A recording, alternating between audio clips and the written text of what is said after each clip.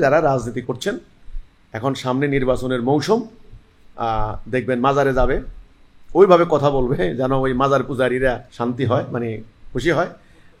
হিন্দুদের মানে মন্দিরে যাবে, পূজায় যাবে, এমনভাবে কথা বলবে যেন হিন্দুরা খুশি হয়। তো বিভিন্ন দলের ওখানে যাবে, দেখবেন কাজে নির্বাচন যারা মুখী বা রাজনীতি যারা করে, এদের কথাবার্তা নিয়ে এতটা হাঙ্গামা করার কিছু নাই, আমি মনে করি না। বাংলাদেশে ধর্ম নিয়ে রাজনীতি করে এমন একটি দলের একজন নেতা হিন্দুদের দুর্গা পূজা অনুষ্ঠানে গিয়ে বলেছেন, রোজা এবং পূজা একই মুদ্রার একটি টপিক, রোজা এবং পূজা মিলেই বাংলাদেশ। তার এই বক্তব্য নিয়ে সমালোচনার ঝড় উঠেছে, এমনকি তার নিজের দলের কর্মীরাও সমালোচনা করছেন। কেউ কেউ বলছেন তিনি নাকি ইসলামের অবমাননা করছেন। এ বিষয়ে আপনার বক্তব্য পেলে খুশি হতাম, কারণ আপনার অনেক বক্তব্যে আমি দেখেছি আপনি নিরপেক্ষ বিশ্লেষণ করেন। আসলে দেখেন, এই ধরনের তো এখন সামনে নির্বাচন, এখন রাজনৈতিক নেতারা দেখবেন পূজা মণ্ডপে যাচ্ছে, জুমার দিনে আবার মসজিদে যাচ্ছে, ওই মাজারে যাচ্ছে। আসলে যারা রাজনীতি করে তারা কিন্তু এই ধরনের যেখানেই যান ওইভাবেই কিন্তু মিলিয়ে মিশিয়ে কিন্তু বক্তব্য দেন। আবার তাদের যে রাজনৈতিক প্রতিপক্ষ আছে না, নির্বাচনের মাঠে ঘায়েল করার জন্য, মানে সেন্টিমেন্ট, মানুষের ধর্মীয় সেন্টিমেন্টও হতে পারে, ভিন্ন সেন্টিমেন্টও হতে পারে, ওইটাকে আবার সামনে নিয়ে তারা প্রচারণা চালায়। তো আপনি যে দলের নাম বললেন, আসলে উনি কি বলেছেন আমি নিজে শুনি নাই, যেহেতু আমি নিজে বক্তব্যটা শুনি নাই, এই ব্যাপারে আসলে পূর্ণাঙ্গ মন্তব্য দেওয়া আমার পক্ষে সম্ভব না, দেওয়া উচিত হবে না। হ্যাঁ, পূজা আর হলো রোজা এগুলা, কিন্তু আমি শুধু এখানেই একটা কথা বলবো, পূজা আর রোজা কিন্তু এক না।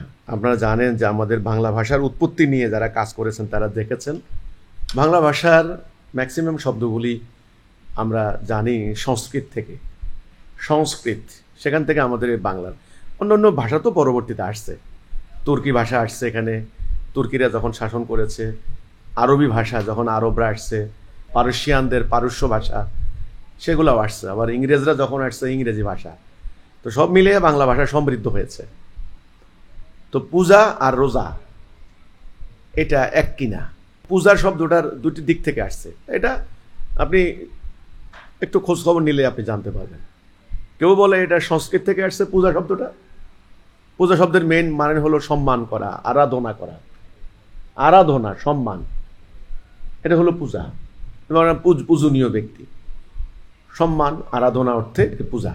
কেউ বলে দ্রাবিড় শব্দ, দ্রাবিডিয়ান শব্দ, কিন্তু এটা ওখান থেকে, সেখান থেকে এই শব্দটা আসছে। শব্দের উৎপত্তিগতভাবে বলতে গেলে পু সাই, পু মানে ফুল, সাই মানে করা, ফুল দিয়ে করা, মানে কোনো কিছুকে ফুল দিয়ে আরাধনা করা, সম্মান জানানো, সেখান থেকে শব্দটা আসতে পারে পূজা। এক কথায় হিন্দু ধর্মের যে সনাতন ধর্মের লোকেরা এই পূজা শব্দটা ব্যবহার করে, সেই হিসাবে এটা অর্থ হলো আরাধনা করা, প্রার্থনা করা বা সম্মান জানানো, ফুল দিয়ে তাদের মানে দেবতা বা আরাধ্য বস্তু যাকে বলা হয়, এটার মানে পদতলে ফুল দেওয়া, এটাকে সাধারণত পূজা বলা হয়। এই তো পূজা দিতে গিয়ে দেখবেন এখানে একটা পাত্রের মধ্যে ধূপ জ্বালিয়ে আবার এরকম করে, নানান ধরনের উলু উলু ধ্বনি দেয়, এগুলি হলো তাদের সংস্কৃতি। ওকে, এবার রোজাটা কি? রোজা শব্দটাই কিন্তু ইসলামে নাই। ইসলামে আছে সওম, রোজাটা মানে পারস্য থেকে আসে, এটা ফার্সি শব্দ। পারস্যরা তারা মূর্তি পূজারী, এর আগে ছিল জরতুস্ত্রিয়ান ধর্মের মানে বিকৃত রূপ যাকে বলা হয়। ইন দ্য মিন টাইম আল্লাহ রসুল যখন আগমন হয়েছে আরবে, রসুলের উম্মতে মুহাম্মদী ইসলামের বাণী নিয়ে দুনিয়াতে ছড়িয়ে পড়েছেন, সামরিক অভিযান, দাওয়াতি টিম, বিভিন্নভাবে। তো ওইভাবে কিন্তু পারস্য সাম্রাজ্য ইসলামের ছায়াতলে এসেছে, পুরো পারস্য সাম্রাজ্যটাই পরাজিত হয়ে গেছে, পুরা পারস্যরা ইসলাম আলিঙ্গন করেছে, সেই ইসলাম পারস্য হয়ে আমাদের ইন্ডিয়ায় ঢুকেছে। তো তাদের মাধ্যমে এখানে অনেকগুলি শব্দ তারা আগে থেকে এই শব্দগুলি তারা প্র্যাকটিস করতো। নামাজ, রোজা, আল্লাহকে বলতো খোদা, যেমন দেবদেবী, ওরা বলতো ফেরেশতা। কোরআনে আল্লাহ বলছেন সলা, নামাজ আর সলা কিন্তু এক না।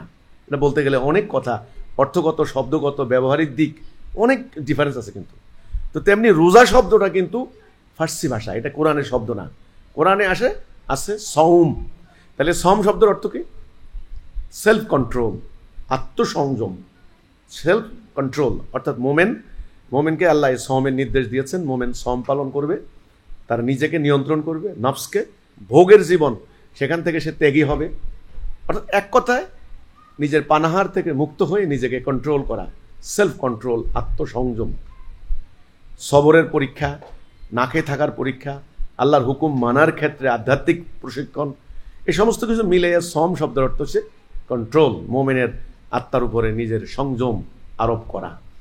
এটা একটা চারিত্রিক গুণাবলী তার হাসিল হয় যেন সে আল্লাহর দ্বীনকে প্রতিষ্ঠা করতে পারে।